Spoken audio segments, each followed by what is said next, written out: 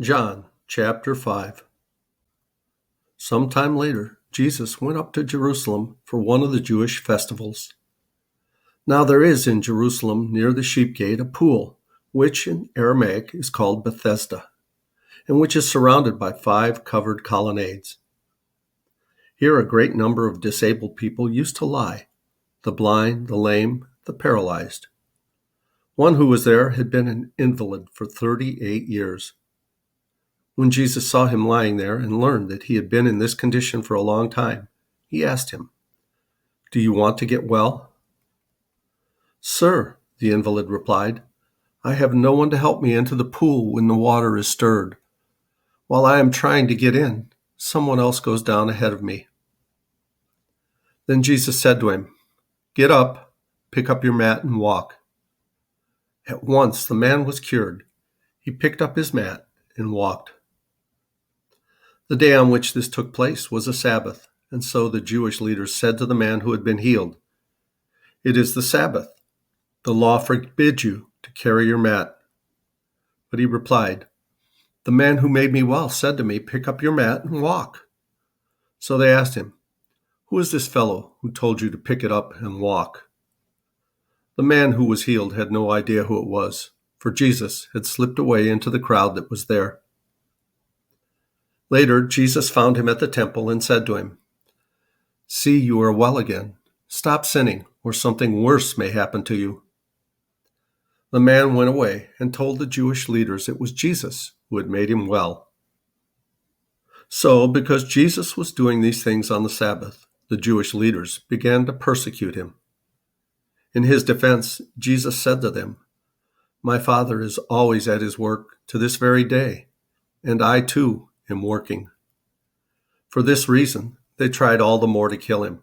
Not only was he breaking the Sabbath, but he was even calling God his own Father, making himself equal with God.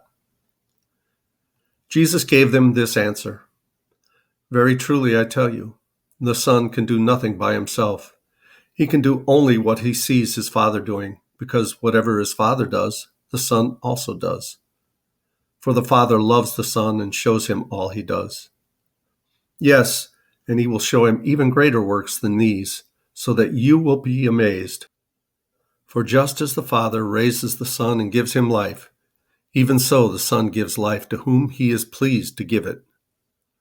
Moreover, the Father judges no one, but has entrusted all judgment to the Son, that all may honor the Son just as they honor the Father.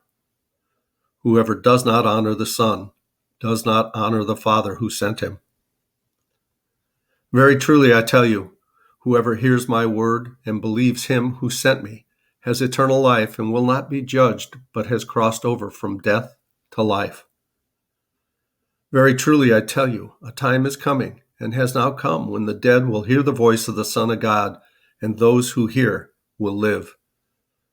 For as the Father has life in himself, so he has granted the Son also to have life in himself, and he has given him authority to judge, because he is the Son of Man. Do not be amazed at this, for a time is coming when all who are in their graves will hear his voice and come out. Those who have done what is good will rise to live. Those who have done what is evil will rise to be condemned. By myself, I can do nothing. I judge only as I hear, and my judgment is just, for I seek not to please myself, but him who sent me. If I testify about myself, my testimony is not true. There is another who testifies in my favor, and I know that his testimony about me is true. You have sent to John, and he has testified to the truth. Not that I accept human testimony, but I mention it that you may be saved.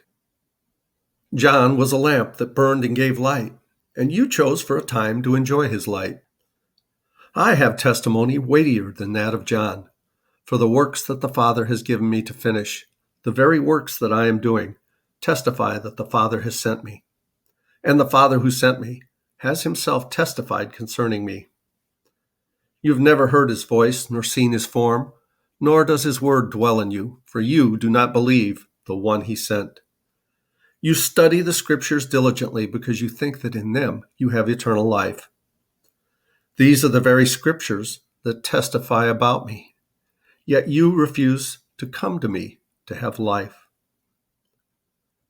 I do not accept glory from human beings, but I know you. I know that you do not have the love of God in your hearts. I have come in my Father's name, and you do not accept me. But if someone else comes in his own name, you will accept him. How can you believe since you accept glory from one another, but do not seek the glory that comes from the only God? But do not think that I will accuse you before the Father. Your accuser is Moses, on whom your hopes are set. If you believed Moses, you would believe me, for he wrote about me. But since you do not believe that he wrote, how are you going to believe what I say?